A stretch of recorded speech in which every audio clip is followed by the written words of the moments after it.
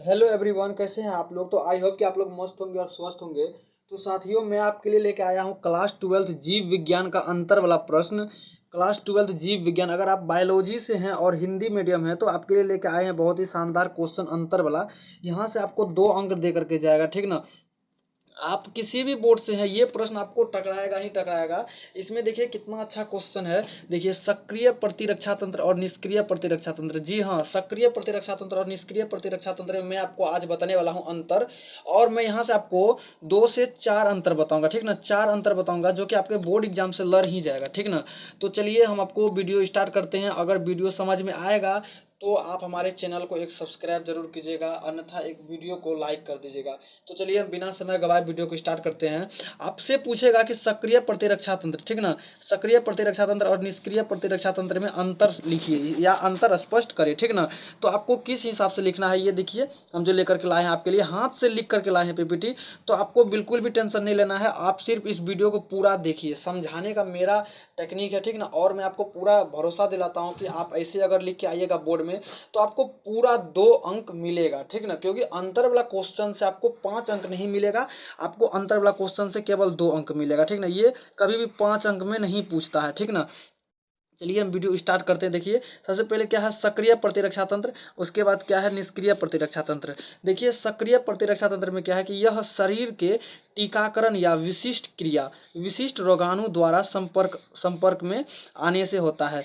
मतलब देखिए, सक्रिय प्रतिरक्षा तंत्र में जो होता है, अगर आप अपने शरीर में टीकाकरण कराते हैं या टीका लेते हैं, ठीक ना, या आप विशिष्ट रोगाणुओं के संपर्क में आते हैं, मतलब आप कहीं गंदगी में हैं, आपके शरीर में कोई विशिष्ट रोगाणु उत्पन्न हुआ है या आप टीकाकरण लिए हैं, उसके द्वारा जो आपके शरीर में प्रतिरक्षा तंत्र जो उत्पन्न हुआ है एंटीबॉडी, तो उसको हम लोग कहते हैं सक्रिय प्रतिरक्षा तंत्र, ठीक ना।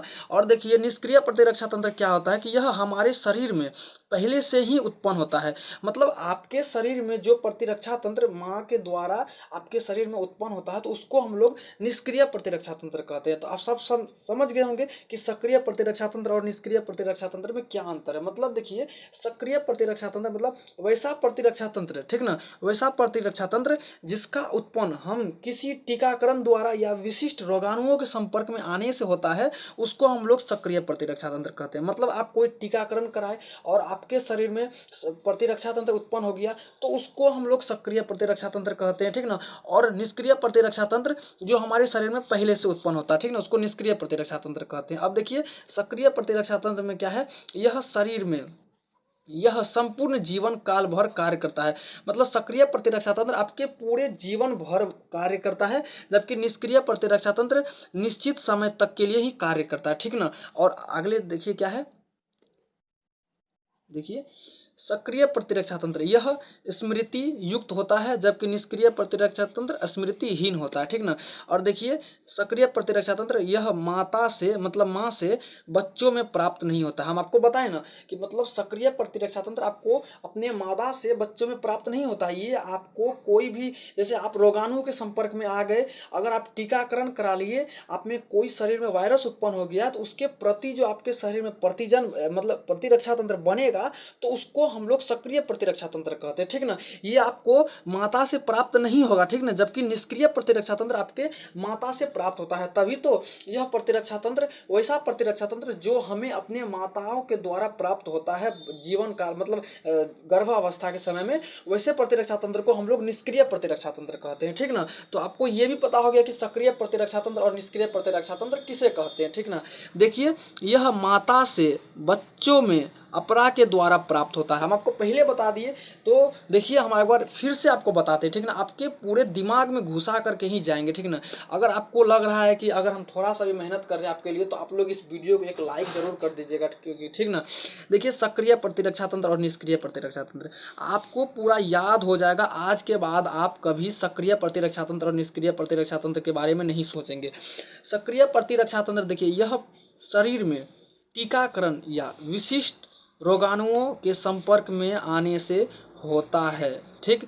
मतलब सक्रिय प्रतिरक्षा तंत्र आप जब कोई टीकाकरण कराए हैं, या किसी रोगाणु के संपर्क में आए हैं तो उसके द्वारा आपके शरीर में जो प्रतिरक्षा तंत्र उत्पन्न हुआ है, वैसे प्रतिरक्षा तंत्र को हम लोग सक्रिय प्रतिरक्षा तंत्र कहते हैं। ठीक। और देखिए एक तरफ है आपका निष्क्रिय प्रतिरक्षा तंत्र, मतलब यह हमारे शरीर में पहले से ही उत्पन्न होता है, बना रहता है। मतलब वैसा प्रतिरक्षा तंत्र जो हमें अपने माताओं के द्वारा प्राप्त होता है उसको निष्क्रिय प्रतिरक्षा तंत्र कहते हैं। ठीक। उसके बाद देखिए सक्रिय प्रतिरक्षा तंत्र संपूर्ण जीवन काल भर कार्य करता है।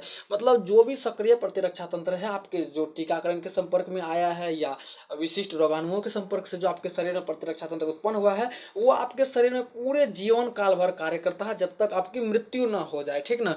और देखिए निष्क्रिय प्रतिरक्षा तंत्र क्या है, यह एक निश्चित समय के लिए ही आपके शरीर में कार्य करता है। ठीक ना। उसके बाद ये बंद हो जाएगा। ठीक ना। चलिए अगला देखिए क्या है, सक्रिय प्रतिरक्षा तंत्र जो होता है यह स्मृति युक्त होता है। सक्रिय प्रतिरक्षा तंत्र स्मृति युक्त होता है जबकि निष्क्रिय प्रतिरक्षा तंत्र स्मृतिहीन होता है। निष्क्रिय प्रतिरक्षा तंत्र स्मृतिहीन होता है और यह माता से बच्चों में प्राप्त नहीं होता। हम आपको बताएं ना, सक्रिय प्रतिरक्षा तंत्र माता से बच्चों में प्राप्त नहीं होता है, बल्कि यह विशिष्ट रोगाणुओं के संपर्क में आने से प्राप्त होता है या टीकाकरण के द्वारा प्राप्त होता है या कोई भी विशिष्ट क्रियाविधि के द्वारा प्राप्त होता है। ठीक ना। जबकि निष्क्रिय प्रतिरक्षा तंत्र ऐसा नहीं होता। निष्क्रिय प्रतिरक्षा तंत्र में अपने माँ से बच्चों में अपरा के द्वारा प्राप्त होता है। तो यह वीडियो आपको कैसा लगा आप हमें ज़रूर बताइएगा। सक्रिय प्रतिरक्षा तंत्र और निष्क्रिय प्रतिरक्षा तंत्र को हमने बहुत अच्छा से समझाया है, हमसे जितना हो पाया हम उतना किए हैं। तो इसको आप ट्रिपल मार्क्स दे दीजिए। ठीक ना। ये आपके बोर्ड में आ सकता है। ठीक ना। और आप यहाँ से 2 अंक ले करके जाइएगा। ठीक। तो चलिए हम वीडियो को ख़त्म करते हैं और मुझे आशा है कि आप लोग बहुत अच्छे होंगे और स्वस्थ होंगे। तो साथियों पढ़ते रहिए मन लगा करके, और हाँ कोई भी विशेष टॉपिक पर अगर आपको दिक्कत हो रहा है तो आप हमें ज़रूर बताइएगा ताकि हम उस पर आपको अच्छे से अच्छे वीडियो उपलब्ध करा सकें। तब तक के लिए धन्यवाद। हम मिलते हैं अगले सेशन में। तब तक के लिए धन्यवाद।